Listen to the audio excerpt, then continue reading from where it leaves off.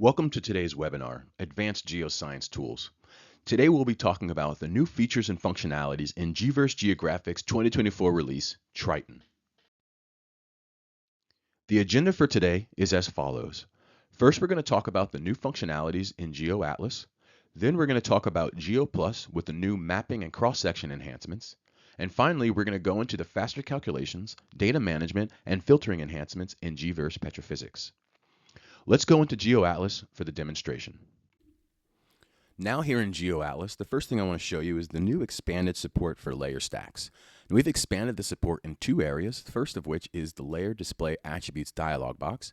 You can see here that your stacking is available here within your Layer Display Attributes dialog box. But we've also expanded it into the Layer Selection dialog box. Now you can do all of your organization work. You can turn layers on and off from within your stacks.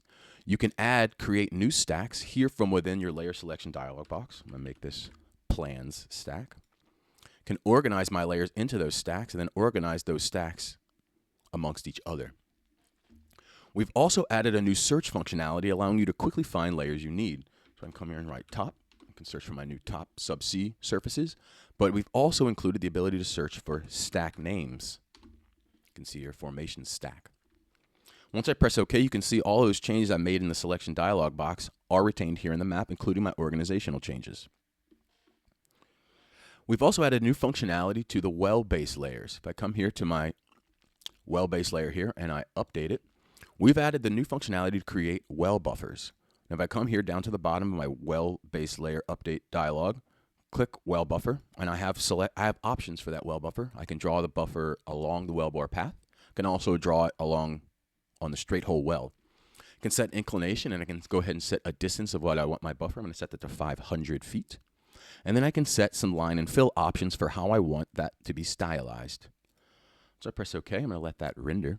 Now the benefit of these well buffers is it creates an actual polygon entity. And what that does is it allows me to use those polygons in any other workflow that might require polygons. For example, if I zoom into this area here, I can go ahead and select a subset of these well buffer polygons. And that gives me the ability to run quick volumetric or grid statistics around my wells in that area, the buffered area, right? So I'm going to go ahead and run that on phi-e average. I'm going to average the phi-e average over those well buffers. You can see they're automatically loaded in here. Once I calculate, don't need to see my error file, you can see my results are shown right here, 500 feet around each of those wells. We also added the new cursor spotlight tool. I'm going to go ahead and click off. To show you that, I'm going to go first, I'm going to turn off my mouse highlighter. Now, this cursor spotlight tool is located right here in the toolbar, and that's going to allow you to do quick distance measurements and visualizations in your areas. So here I'm going to start off with a 1,000-foot radius and 1,000-meter radius in my circle, and you can see that it allows me to check distances, okay, the wells that are within 1,000 meters of the center of that circle. So I can do quick visualizations of my distances, but I can also do annotations. So if I'm doing any quick kind of drawings that require measurements, or if I'm doing, some quick well plotting, I can do annotations here and say I'm going to take that 2,000 meters from that well to the left. Double click, and that's going to be a good measurement for that well. Cursor Spotlight also offers ellipses, so I can go ahead and set that down 2,000, and you can see I can also do ellipse measurements too. So close that out. I'm going to turn my mouse highlighter back on.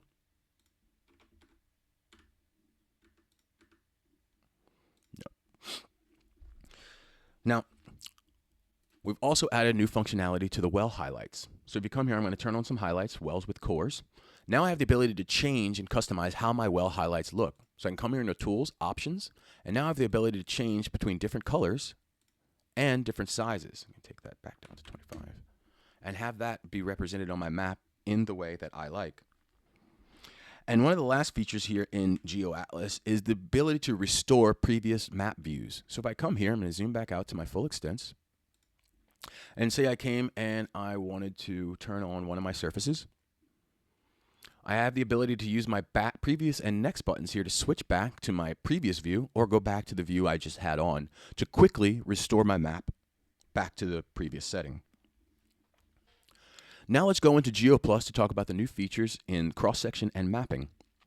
Now here in GeoPlus, the first thing I'm going to draw your attention to is the new map view ribbon.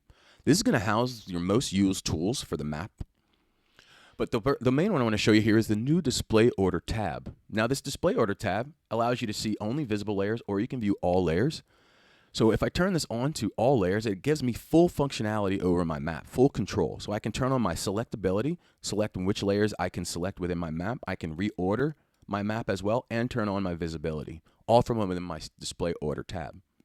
I can still go back to my 2D data tab in order to do what I'm used to as well. Now, one of the big performance enhancements we've done here in GeoPlus is the ability to crop the map here within GeoPlus. Now, in previous versions, we've been able to crop the map in GeoAtlas to give us some more performance and to aid in performance. But when we came over into GeoPlus, even utilizing modeling regions and having it zoomed in to the model region, like so, the map would still render out to the outskirts of where I'm zoomed into, meaning I would have slowdowns in processing. Now we have the ability to crop the map. You can crop the map either by a rectangle crop, or you can crop it directly to the AOI. For now, I'm going to use the crop map. I'm going to draw a rectangle around my modeling region, and what that's going to do is crop the map and no longer render any of the map outside of that modeling region, significantly aiding in my performance. Now I also have the ability, now we also have the new distance measurement tool. Now this distance tool works in map and in cross-section. I'm going to show you the map functionality right now. Now my distance tool allows me to do continuous or radial measurements by simple clicks. So I can click here and say, okay, I want to go continuous and see how long down that line I'm measuring my distances. But one of the best features is the radial measurement. That allows me to pick a central point and pick different segments back to that central point to get different measurements in different areas. And you can see I also have the ability to switch between different units, kilometers, meters, miles, and feet. But now I'm going to show you this measurement tool here in cross-section as well, because there's a new dip functionality that's greatly going to aid in interpretations. So I'm going to go ahead and turn on my cross-section, and we'll turn a well-to-well cross-section.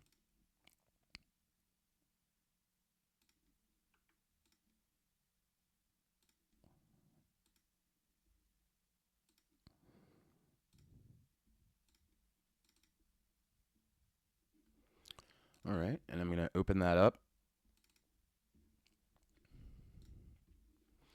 And here in my well-to-well cross-section, that same distance measurement tool can be accessed here, distance measurement tool in the toolbar. And the new functionality here in cross-section that's different from in the mapping distance measurement is now I have the ability to calculate dip, which is going to aid my interpretation because now I can quickly do measurements along my correlations, and I can quickly do my measurements along my correlations to make sure I'm accurately assigning my dip and accurately picking my different formation tops. And again, I also have the ability to do radial measurements, so I can do measurements from my central well. I can say each of my wells on my cross-section. How far are they from my central well? We've also added new functionality to well remark management. Now I'm going to come over here and show you this well over in well base. And you can see here in my formations, over here I have the ability to save remarks. I've included 2 remarks here for these 2 formation tops that we can view here in X section. Now the new functionality is now I have the ability to post my well remarks along the well in cross section. So I'm going to zoom here to these formation tops here. We can come here into well postings, layers, surfaces, posting properties. And now I have the ability to take my well remarks and add them here. And press OK. And now they're displayed here in my line of section. Now they're displayed here in my line of section. Another functionality that we have now, I'm going to go ahead and expand this back out, is the ability here in map view to show the intersections of my culture layers with my line of section. So you can see here I have intersections between my section lines and my line of section. Now I can display that in my cross section. I'm going to come here and I can go here over to my layers. And down here is the new area in layers to display the intersections with the line of section. Now this is restricted to land grid files and original GeoAtlas files. They need to be on, visible, and selectable. Once they are set like that, they'll be available here in the options, and you have the ability to select which entities that you're wanting to see the intersection with. So once I press OK and I turn this on, you can see that now my lines of intersection are represented here by these dotted lines. And I can come back into my settings, turn on my vertical scale,